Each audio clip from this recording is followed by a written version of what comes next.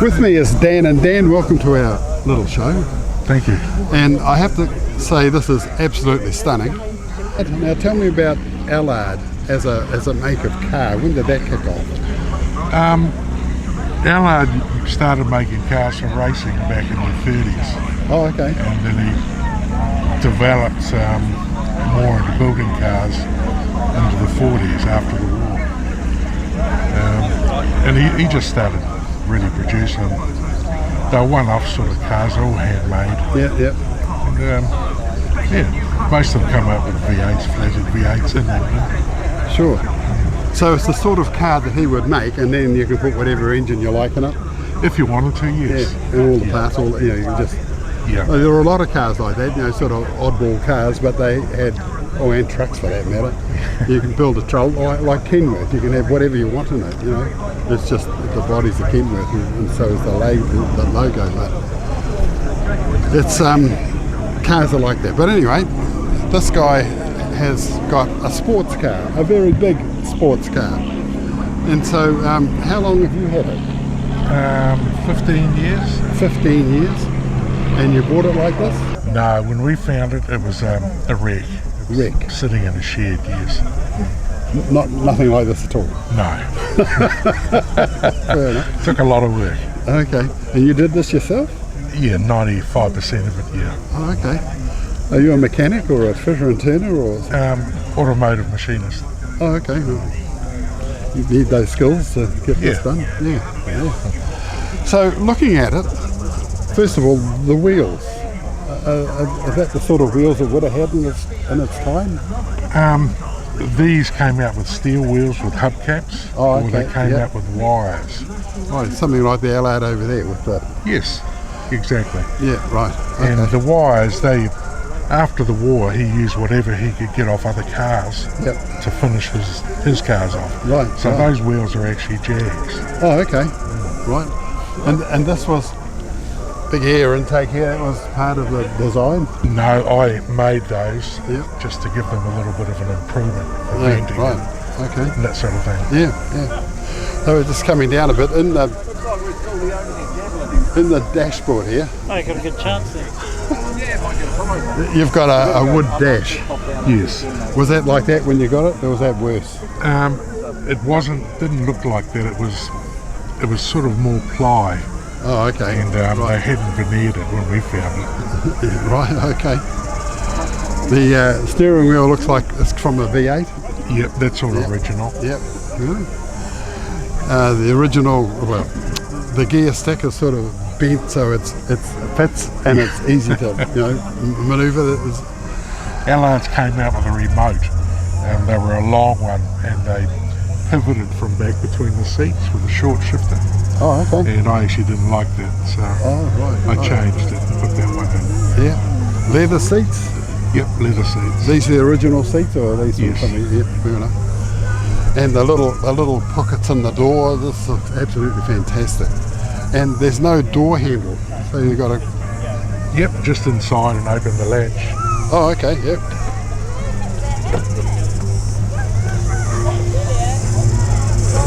Okay. You got it?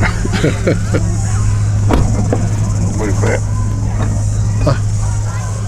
Wasn't holding my tongue right.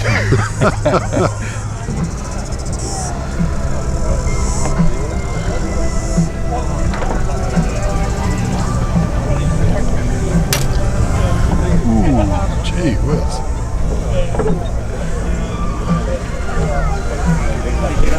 Now that's one hell of an engine. Oh, flathead V8, of course. Triple carbs. When they were all put on in 1958 on the speed gear. Yeah. And when we found the car, it still had all the triple carbs and the fender heads on it then. Wow. Yeah, it was hard case. I was talking to a logging truck guy who had a R190. There was about 5 of them all going up the Kaimais over to Tauranga, and this TK Bedford went past a lot of them. And when he got to Bedford, they hadn't seen this TK Bedford before with a load of logs on. And I said, how the hell did you go up that hill so fast? you know, TK Bedfords can't get anywhere near the R190s. He says, I've got triple carbs. I'm doing about, 2 gallons a bloody mile. But that's absolutely fantastic. Look at that. So the steering wheel is thin of the time. I remember the steering wheels in the Studies are all thin. Yes. Yeah, and they start to wear down. You sort of, your hands get a bit tired hanging on to them. But anyway, beautiful dashboard. The instruments, are they the original instruments, or have you? The 2 big ones are. Yep. And the other 3 were replicas, so we could try and suit the other ones with the straw. Right. And it's only got 3 gears. Oh yeah. Doesn't reverse. Bloody big V8, you wouldn't have to change gear very often, I wouldn't have thought. We can get down to about 8 miles an hour in top gear and then just drive away normally. Oh really? Wow. Don't change gear going up hills. No. Beautiful leather. That seat looks pretty comfortable. They are. Yeah. I had a Wolseley, and that seat was something like that, and you could sit in it all day. Even had a little thing to come down, you put your arm on, Amazing. Just coming to the back, looking at the back, there's no boot as such, so in order to get bags in here you'd have to bring the seats forward and you can tuck stuff in behind. Yes, that's right. Oh okay. And a little rack just in case. Yeah, we done the Great British Car Rally to Christchurch. Oh yes. And we couldn't fit all our luggage in, so we had to make up a rack to fit a box on for our goodies. We spoke to a bloke who had an MG, and that had a rack, and there was a photograph of 1, 2, 3 suitcases sort of strapped over.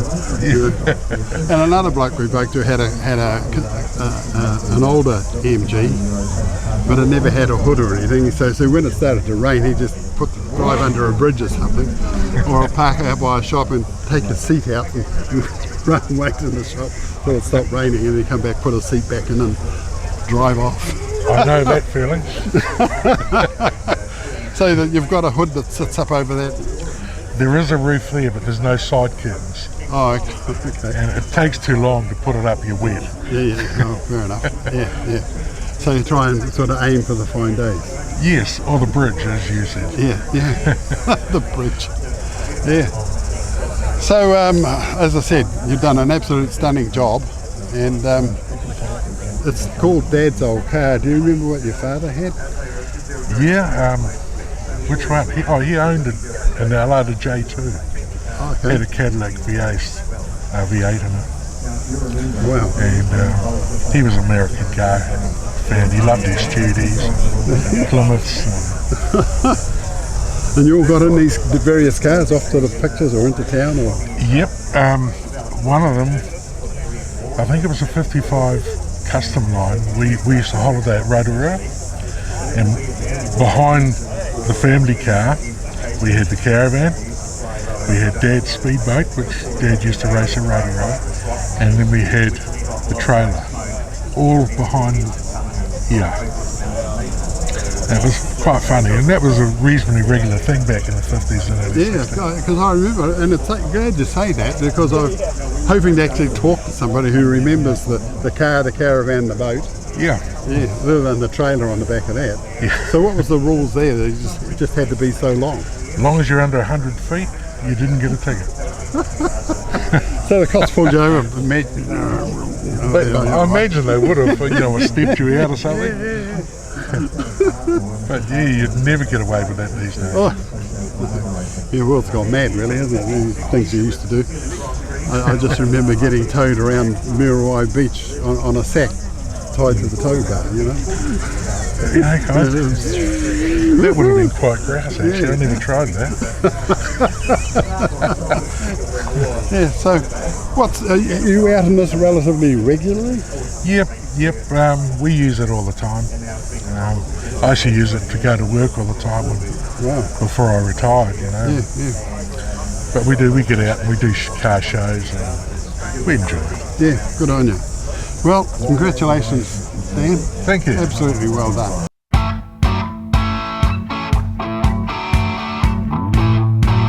Yes, Tom, welcome to our little show, Dad's Old Car. And what we've got here is a Messerschmitt out of your museum in Hamilton. And if you're in Hamilton, folks, there's a museum on the way in, and not too hard to find, and it's absolutely well worth a visit. And what he's got in there is amazing. So money well spent, and you've even got a cafe there. You can have a cup of coffee and a cake or something after you've been in, or before you go in. That's right, Tom? Yep, no, it's all good. So this is the original bubble car, I suppose, given that it's got a big bubble on the top. 2 front wheels and a single drive wheel. I think we had a Spider, a Can-Am Spider that had a belt ribbon back wheel and 2 front wheels that we used to ride around to do our filming when we were doing trucks, and that was great fun. But this is all covered in, same sort of thing. Yeah, that's a great little car. And the lady in the front and the passenger in the back, and off you go. So where did you get it?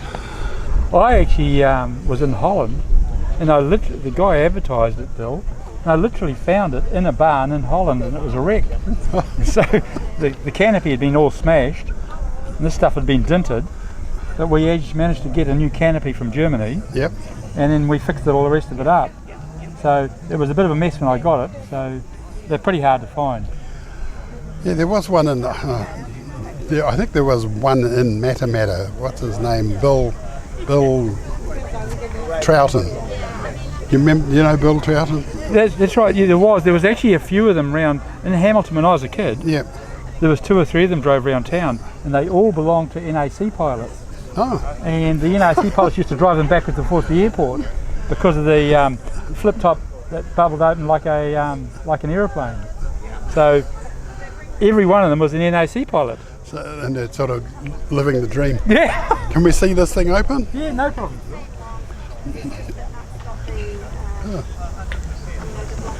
Oh, there you go. There you are. Little strap to stop it from going right over. Yeah, seems to work. And it's even got a sort of like an upside down planes, like the planes. That's it, little cockpit. Well, flying Yes. steering wheel, if I want a better word. I see it's got a throttle, the same as the boat. Yep. Sort of, That's it. yeah. It's a bit different, isn't it? You can see how it just goes down to the steering wheel like a little go-kart. Yeah, frame. oh, okay, and there's a little Yeah. twisty thing to turn the wheels. Yeah. I reckon I could probably just about wide enough to fit my little Blake V bottom in there, but I might give that a go. And so this is the engine? That's right. I found this little sign, and it's an original Satch sign. So obviously they were made in Germany. 1 cylinder. Yeah, and that's the little motor that drives it. So they had them in motor scooters, obviously. Yeah. And then they used them in this little thing. Wow. Well, it's absolutely unique. And next door there's so this is German. The next one next door, is that German or Italian? Yeah, it's a BMW. Oh, okay. So It's an Isetta that was made by BMW, and BMW manufactured about 160,000 of those things. Ooh. And so it was very successful. They made a lot of money out of it. It was a very successful product run for them. Wow. Isetta. And when I was again a kid in Hamilton, one of my mates had one, but there would have been 5 or 6 of them driving around town when I was young, a few years ago. Yeah. Wow. So can we open up the door, Tom? Yeah, as you can see, the front pops open. The steering wheel comes with it. And the dashboard. Yeah, she all comes out, so you can hop in there. So we've got a little accelerator, clutch, brake across the front there.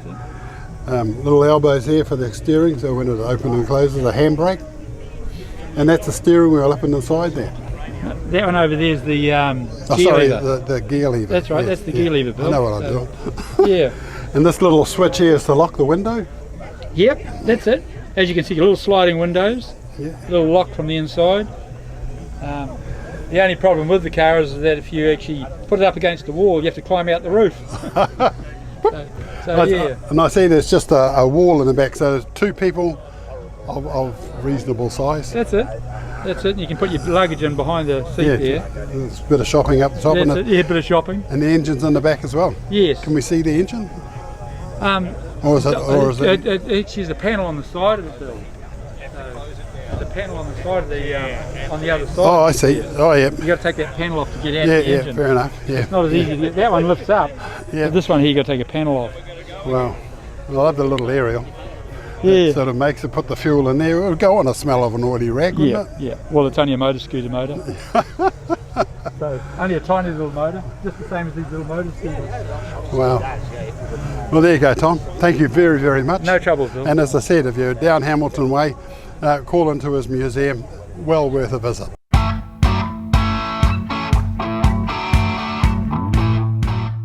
With me is Penny Webster, and welcome to our little show. Thank you. Penny, it's called Dad's Old Car.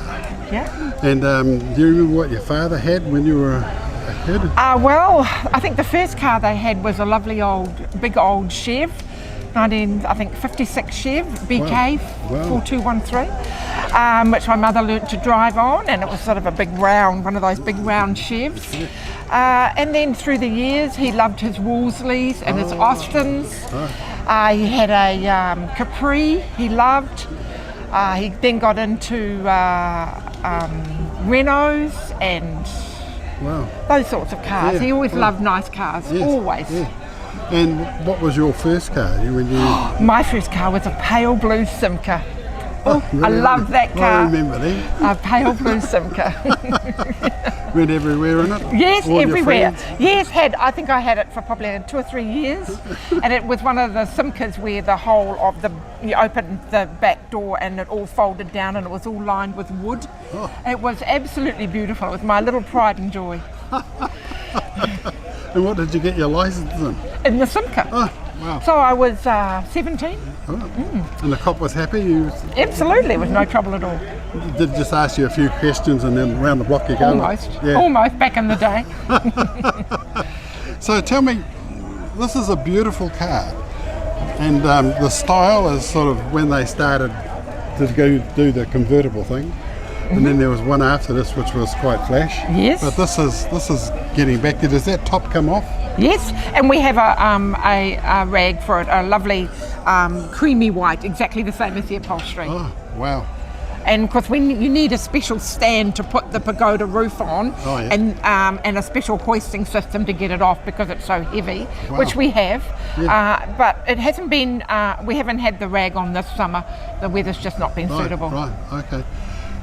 Tell me, there's a unique story with this. Can you just there is. Tell me that story. Well, when probably about 20 years ago, I was driving through Milford, and I had a very young family, 4 small children, and I saw a pale blue Mercedes like this on the side of the road, and I thought it was the most beautiful thing I'd seen. It was just parked up on the footpath, and I came home and I said to my husband, I've seen this beautiful car, it's something I'd really love. So I got a picture, stuck it on a board, talked about it often, but and in between my husband bought me a beautiful little RCZ Peugeot, so it's not like I didn't have a lovely car. And then my eldest son and Donald decided to do something special for my birthday, so this car was bought in America at an auction. Had been in a museum, so that's why the interior is so lovely. Yes. And brought out to New Zealand, and that's when I found out about it. And the idea was that it would be restored, but it ended up having a huge amount of rust in it. I mean, I'm talking like huge. Apparently what they had done is that the bottom of the car, because we had an agent inspect the car for us, and he obviously either didn't look properly or very cursory, and they had lined the bottom with a type of heavy grade tin foil and painted it black. And so when that all came off, when the car was inspected to be registered, it was full of rust, and I mean full of rust. So the car had to go through a complete restoration, which took 4 years. Oh, gosh. Almost completely rebuilt. Yes. So to see it looking now, you think, wow. It is beautiful. And this is what it would look like something when it was come off the factory floor. Yes, well, that was never the intention, because the guy who, and I can't remember his name, what a pity my husband's not here, and I feel terrible not remembering, a guy down in just out of Cambridge. He restores beautiful cars, and he restores them to this level, and he just did his normal work, and of course he brought it up to this beautiful standard. I mean, you know, all this beautiful work here, all this beautiful here, these lined up here, the beautiful angle of the headlights. And then when the car came into New Zealand, it was painted dark blue, and its original colour was burgundy. So when it was restored, they wanted to paint it at its original colour, which is burgundy, and I said no, it's going to be pale blue. Just like the one you saw I saw all those years ago. And all the people involved in the restoration said, no, you're crazy, it should not be pale blue. But I stuck to I absolutely was determined.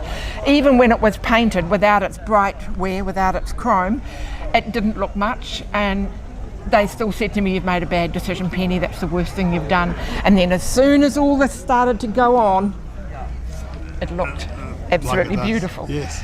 Yeah. Absolutely. Can we have a look at the engine? Yeah, but I don't know whether it's unlocked. Oh. Yes, it is. Do you know how to get into it, Bill? Oh, yes, here we go. Oh, yeah, there must be a little lever under there somewhere.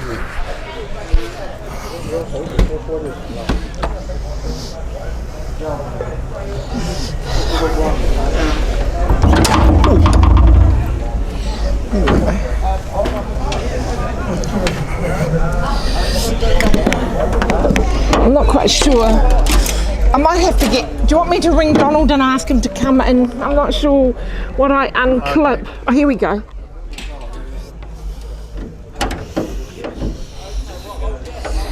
Oh.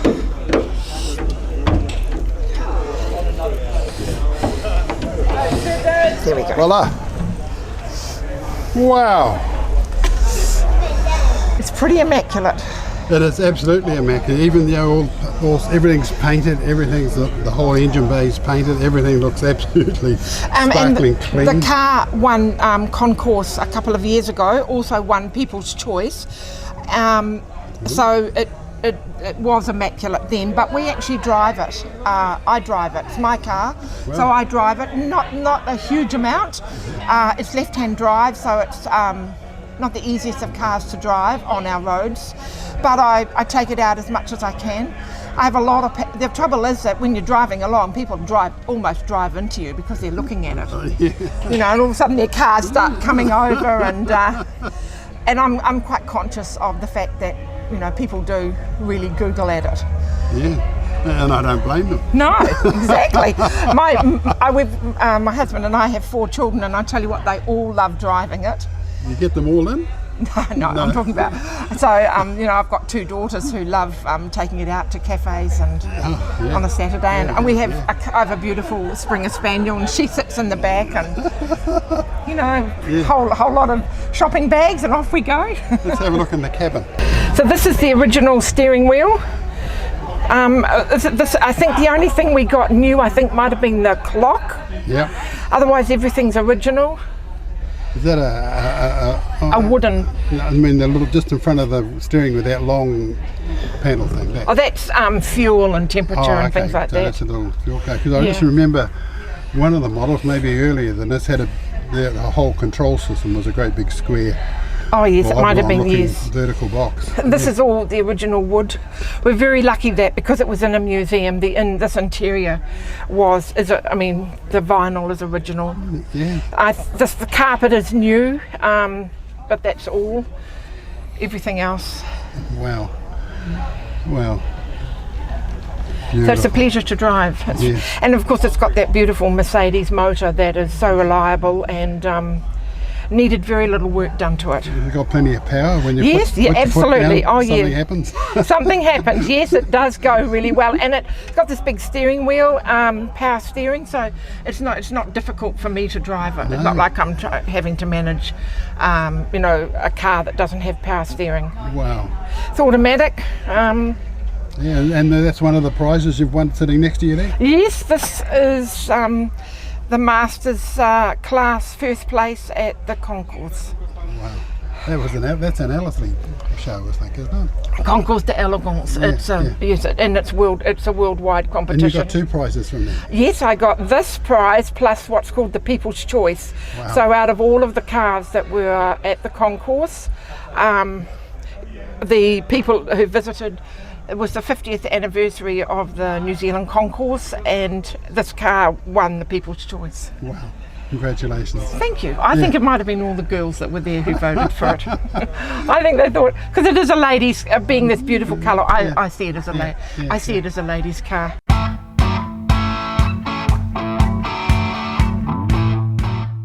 With me is Ross, and Ross, welcome to our little show. Pleased to meet you, Bill. Dad's Old Car, it's called. Cool. And this is an NSU. Yeah. And I remember when I was a boy that this NSU was the oddest looking shape you'd ever seen in your life. And it was in there with the Vauxhalls and the Hillmans and all the cars that we knew and loved. Yeah. But I just thought, wow, that's the oddest looking thing, and go up and look at, oh, it's an NSU. I never heard of that. But NSU have been in New Zealand for quite a time. Well, I don't know if they were ever sold in New Zealand, new cars, but certainly there's a few, imports around. Yes. That people have bought in over the years. Right. Yeah. And you've just restored this. I've just restored it. Yeah. Spent 5.5 years restoring it. Wow. And it's come So up well. you're a mechanic? I'm not. Not qualified mechanic. It's my hobby, which I enjoy. Yeah. Tinkering in the garage, putting things back together again. And the unusual thing about this is the engine's in the back. That's right. Which wasn't that unusual back in the 60s. There was quite a few rear engine cars in the 60s. Oh, okay. Renaults and Simcas and Fiats and all different cars had rear engine, but it's rare these days. Yeah. Sure, I suppose it is. Yeah. The bull bar thing in the back here, that's just for body support, or it's really mainly for looks. It's done up as a little racer car, but I won't be racing it. It's just a road car, but and it's German. It's German. That's right. Yeah. Let's have a look at the back. Wow. So this is a TT version of the car, the sporting version, a bit like a Mini Cooper or a Fiat Abarth, yes. that sort of thing. Yes. It's. Well, those carbs look pretty fantastic. What sort of carbs are they? They're Webers. Are they? Yep. Yeah. But it just looks compact. That's the word I'm looking for. Yes. Compact. Yes. And is it air cooled? Yeah. So where does the air come from? So this is the side vents for the air cooling of the engine. And there's enough air gets in that to keep that cool. That's right. Really? It's a big fan on the flywheel.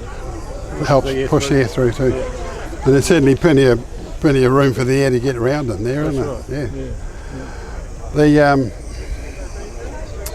There's a car called a Tucker in America that was supposed to be air cooled, but they couldn't quite get enough air around it, so they put a radiator in it, but it was just it was in the back as well. Great big American thing. But anyway, looking at that's just great. And this? Oh, just the oil pressure gauge. So you start it up, come and look at this. While I'm tuning it, I just needed something in the engine bay that I knew, just to make sure that all the oil pressure was fine. Sure, yeah. But they race these extensively over in Europe still to this day. Wow. And this will just be a road car for me. Yeah, good on you. It's got the widened rims. Widened rims. Yeah. And just looking at what you've got in the dashboard, well, it's relatively simple. Speedo, tank,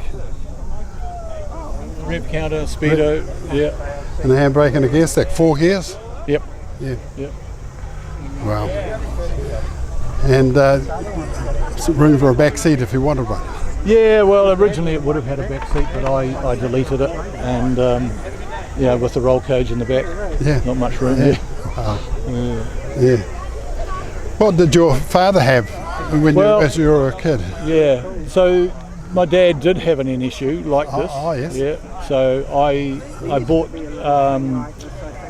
My brother found the TT, the NSU TT, and he had also my father's car, which was very similar shape to this.